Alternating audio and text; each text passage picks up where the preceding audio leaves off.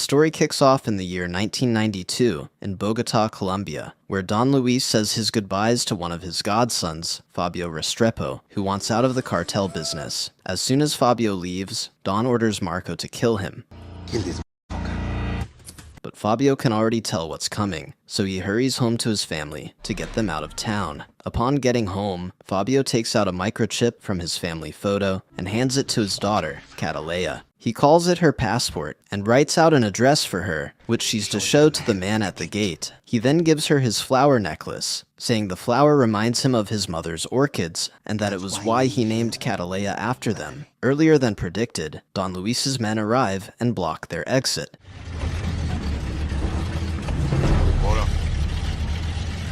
We want to see Don Fabio. So Fabio tells Alicia, Cataleya's mom, to get the weapons ready for them to fight back. Before he goes with her, he tells Cataleya he loves her, and she says the same. Don Luis's men open fire, and Cataleya watches her parents rush downstairs to take down their foes. As they try to defend their house, the parents are killed in front of the 9-year-old girl. She sees Marco show up and speak to Fabio's corpse, telling him that no one leaves Don Luis. Another of Luis's men points a gun at her head, but Marco stops him and sends him elsewhere to do his job. He gently speaks to Cataleya, trying to paint her father as a bad person and asking for a flash drive. He asks her what she wants, and she painfully surprises him by stabbing his hand and telling him that she wants to kill Don Luis. Immediately, she exits the house through the window. Kill Don Luis.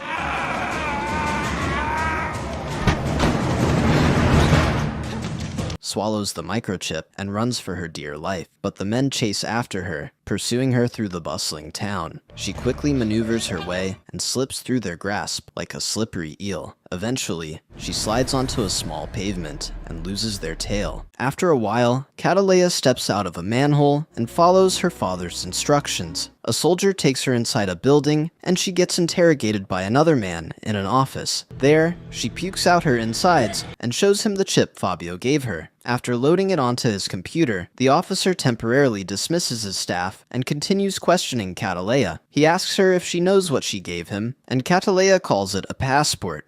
My passport. Instantly, she's taken on a private plane and flown to Miami. After getting all her papers, Cataleya excuses herself to the bathroom and then sneaks away from the official to a station where she boards a bus to Chicago. Upon getting there, she boards a train to a particular address and walks alone down the alley, trying to locate the address Fabio wrote for her. Thankfully, a man hears her out and quickly goes to Emilio to inform him of his guest. But Emilio has his hands busy torturing someone and pays him no heed until the man tells Emilio Her name is Cataleya. that his guest is a person named Cataleya. Shortly, Emilio sees her and quickly rushes to hug her. They have a heartwarming reunion, and she cries in his arms, but he assures her that she's safe. The next day, Cataleya wakes up in her room and goes to meet Emilio in the dining room. There she meets her grandmother, who commends her beautiful eyes and welcomes her into the new home. While waiting for breakfast, Cataleya learns that the room she slept in was her dead cousin's, who was killed. After hearing that the killer has been dealt with, she tells Emilio that she wants to be a killer. She then asks him if he could help, and he agrees. Moments later, Emilio enrolls Cataleya in a school, where she'll be resuming the following Monday. After finalizing the admission with the principal, Emilio walks her to a restaurant, but Cataleya gets mad at him and reminds him that she wants to be a killer, even refuting the school as a place that has nothing to teach her. Believing that he won't help her, Cataleya tells Emilio that she'll do it herself. Suddenly, Emilio pulls out a gun and shoots at a random moving car. As a result, the driver swerves and hits a fire hydrant.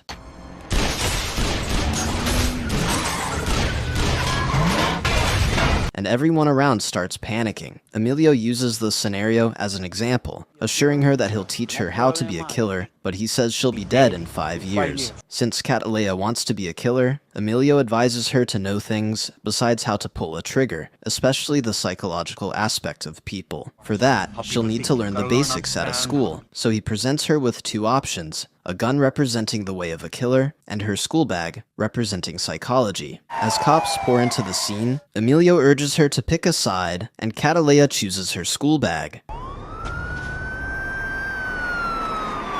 Happy with the result, Emilio quickly hides his gun and walks away with her. About 15 years later, Cataleya rams a vehicle into the cops and comes out of it reeking of alcohol. The cops immediately arrest her, but she jokes around, indicating that she's dead drunk, and they drag her to their station. There, the officer attending to her case charges her for driving under the influence and destruction of police property, but she struggles to maintain focus and nearly barfs on the officer's table, so the cops put her in a cell to sleep the night. That same night, a caught criminal. All right, big step.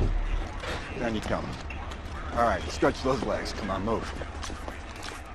Gennaro Rizzo is brought into the same jail to sleep the night. As soon as the cops return to their positions, Cataleya changes her outfit and stealthily leaves her cell by using her hairpin to open the door. She then takes a spoon from her coffee and maneuvers her way into the electrical room, where she opens the vent and sets a delayed mechanism to help her stop the fan in the vent. The moment she gets past the first major hurdle, she knocks out the cop assigned to monitor Rizzo and uses him to enter the private cell. She then takes the cop's gun and uses it on Rizzo, commanding him to unbutton his shirt before shooting him. The noise alerts the cops, and they storm into Rizzo's cell, only to find the knocked-out cop with a gun. So they arrest him, and then check the criminal's corpse, and notice a flower drawing on his shirt. Quickly, they spread out,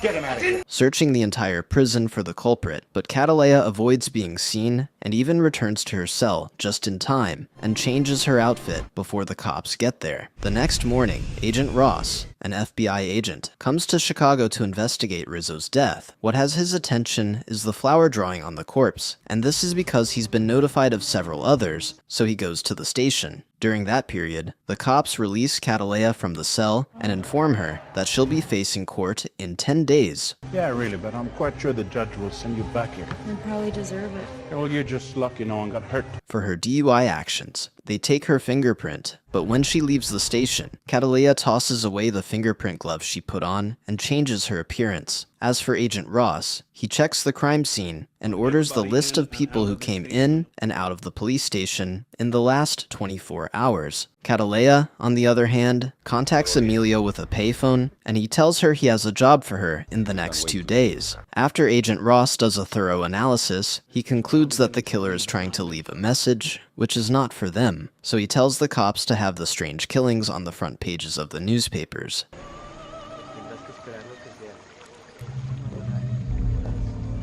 Mr. Richard. Somewhere in Miami, Mr. Richard, a CIA agent, goes to Don Luis and shows him the newspaper headlines, but Luis calls it a coincidence. Richard doesn't buy the lie because there were over 20 killings with the orchid drawing on their chests, so he questions Luis about Fabio and reminds him that the CIA allowed him to set up a base in Miami rather than lock him down, and that's on the condition that Luis is transparent with them. Before Richard leaves, he orders Luis to find out who is causing trouble. Marco shows up immediately after, and Luis scolds him for not getting rid of Fabio's entire family. Idiot. I told you. Everyone dead. Down to the dog.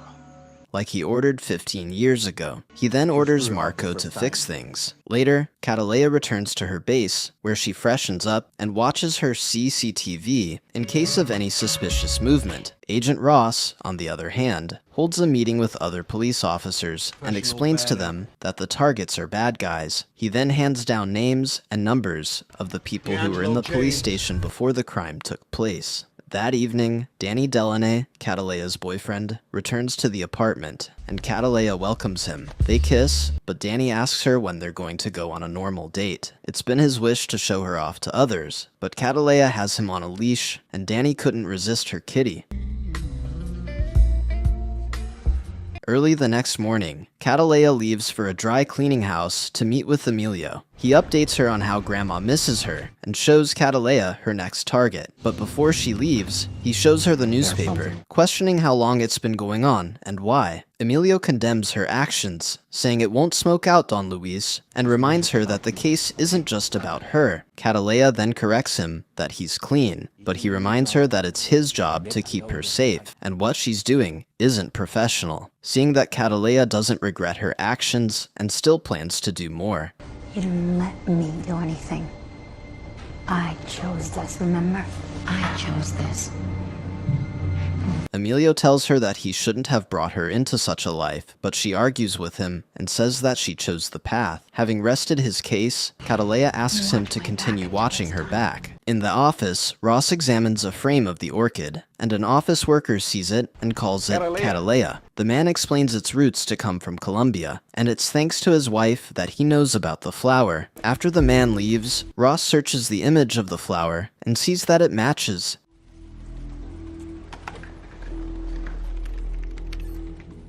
He tries to search for an organization with such a name, but he is denied access. Meanwhile, Cataleya feeds her dogs raw meat and picks up one of her passports, then flies to the Caribbean. There, her target, William Woodgard, a rich millionaire, parties every day with a lot of women. One of them tries to get the attention of his sharks, but they do not answer her, since there's no blood to attract them. That night, William orders extra security.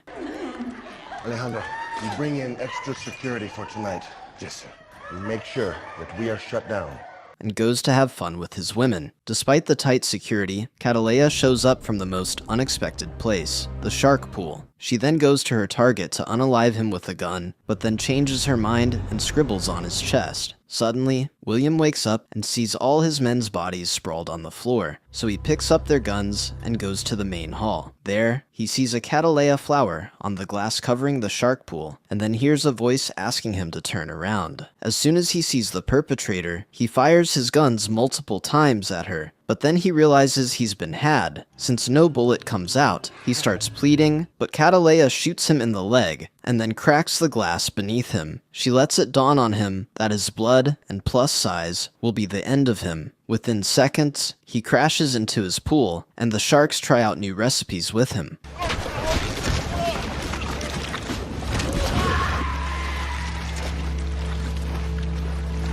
In the meantime, after trying multiple times to access the CIA account, Ross contacts Richard and briefs him about the tagged killer's case and asks that he grant him access, but Richard says he can't do it over the call, and it's better that he files for it officially. Marco flies to Chicago, and Richard calls him to tell him that the FBI is closing in on him, so he orders Marco to take care of the problem. After her mission, Cataleya goes to Danny's place and sees that he left a note for her, saying he'll be back the following day as he went to attend an art meeting. Jen, in case you show up, I wanted to let you know that I went to New York to meet with galleries. I'll be back tomorrow night, but if you're already here... Meanwhile, Ross scans through the list of people that came into the hospital, and when he scans Cataleya, her name doesn't pop up, so he concludes that the tagged killer isn't a woman. The next night, Danny returns and sees that Cataleya has prepared an indoor candlelit dinner. She gives him a stuffed alligator he's always wanted, and showers him with kisses, but he suggests they talk first. So they talk about their trips, but when he tries to learn more about her, she doesn't open up about her past. Grasping for straws, Danny asks her to tell him anything, so she lets him know that she feels lonely sometimes. I feel lonely sometimes. And he relates with her. She goes to kiss him, but he stops her and says he'd like to take the lead. The next morning, Danny prepares breakfast and takes a photo of her. He then wakes her up, but she frantically gets out of bed and starts dressing up to leave. Confused, he asks her what's going on, but she doesn't give him an answer. Moments later, she arrives at the library and meets Emilio, who angrily tosses a newspaper at her. He informs her that Don Luis has gotten one of his friends, and he's getting closer to them, but she doesn't see it as a big deal. This makes him mad at her, and he tells her that she has changed, and he won't be giving her any work again. In her defense, she asks him how many people he killed when they killed his son, but he makes her know that the case is different, and he considers her the only hope they have left in their family. When I lose my son, I lose my life. Everything is important to me is gone. He then tells her not to contact him or his mother again. As proof, he hands her a photo and leaves her, and when Cataleya sees it, she breaks down into tears. Later that day, Danny meets with his friend and describes Cataleya, who he knows as Jennifer, to be the person he is convinced he really likes. Danny shows him a picture before going outside to question a cop who flagged his vehicle for parking wrongly. During that period, his friend contacts his sister-in-law and sends her Cataleya's photo to help her run a scan. After much convincing, she does as he says images, and it pops up on Ross's computer, so he traces the source and sends cops there. During church service, Cataleya shows up and joins her family. And it surprises her grandma. After the service, while Emilio drives home, his mom speaks to him about Cataleya's actions, but little do they know that Marco has spotted them from his vehicle. As for the cops sent to investigate the traced activity, they confirm through the computer that the images match perfectly with Cataleya's, so Ross orders the cops to have Cataleya's face sent to other stations as the tagged killer. Print it. In and out to all stations. And get the mobile unit ready. Yes, sir. Within that time frame, Cataleya calls Danny with an unknown line to hear from him, but the police track her location. As soon as they get it, the SWAT team heads out after her. Luckily, Danny opens up about a picture he took of her. I was literally just looking at a picture of you, thinking of you when the phone rang. What picture? I took a picture of you while you were sleeping with my phone. It's really bad. And she learns that it must have leaked to the cops. Immediately, she looks through her CCTV and sees SWAT pull up to her building. She quickly switches on her cooking gas, takes a gun, and frees her bird before exiting her apartment. Luckily, she has a head start before they can arrive at her place, and she takes the emergency staircase until she enters someone's room. She knocks him out and goes to his bathroom and takes a sniper from the roof. She then blows up the wall and uses wires to descend the elevator. Once she reaches the floor, she quickly crawls into the garage and takes out the CCTV cameras. The officers monitoring the cameras realize her position, so they start rushing there, but by then, Cataleya makes her exit through a vent that leads to the subway. When she heads back to Emilio's place and sees that her grandma and Emilio have been killed, she mourns them bitterly and later goes to Ross's house. She then corners him and explains her whole situation to him about how Don Luis turned her into a monster, and she needs his help to get to him because Luis is being backed by the government. Ross explains that he doesn't have access to the CIA, and he has tried, but Cataleya threatens him with his family before leaving his house. So the next day, Ross goes to meet Richard and asks him to give him Don Luis's address, but Richard refuses despite Ross's plea about his family being on the line. Suddenly, Cataleya calls him and aims a sniper at Richard. She takes a warning shot,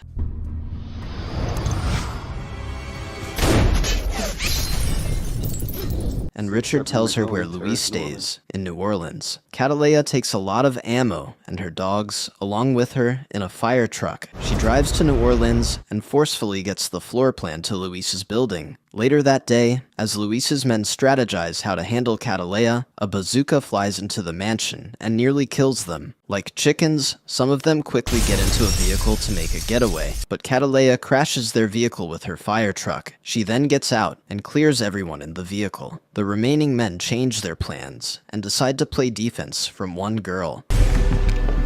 Marco, on the other hand, keeps Don Luis in a safe room, while the others look for Cataleya. Due to knowing the structure of the building beforehand, Cataleya uses the element of surprise to take most of them out. From attacking them through the basement to spraying them through the balcony, she gets rid of most of them using different weapons. Scared, Don Luis calls Marco to confirm the situation, but he doesn't get a soothing response. At a point, Marco runs into another room and waits to face Cataleya head-on.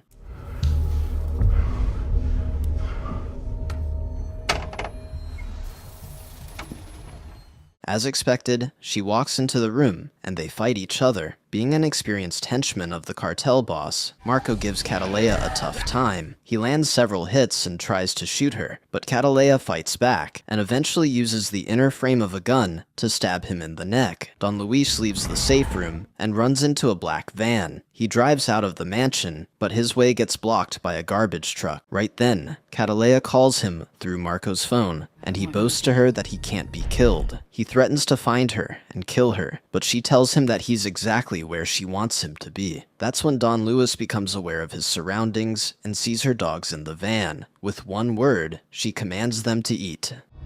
Eat. and they attack the So Great cartel boss, unaliving him in the process. Days later, Agent Ross interrogates Danny to learn more about Cataleya, and Danny tells him everything he knows. After being delayed for a couple of hours, Danny requests a cup of coffee, and when Ross goes to get it for him, Cataleya calls him. My God, look, I had no idea. I'm so sorry. Are you okay? And learns that he's at the FBI, and he knows about her. She tells him that they have 40 seconds, and he should use it to ask 3 questions. But Danny simply asks for her real name, and she tells him it's Cataleya. What's your real name? Cataleya. Like the flower? He then asks her if his little bird will come back, and she tells him to be open about it. Instead of asking her the third question, Danny tells Cataleya he loves her. Meanwhile, Ross learns of their conversation, and when he tries to talk to her, she hangs up on him. Ross then releases Danny, and Cataleya leaves the payphone and enters a bus to start a new life. The end. Thank you for sticking to the end of my video. Please do me the biggest favor by leaving a like, comment, and subscribe, and I hope to see you in the next video.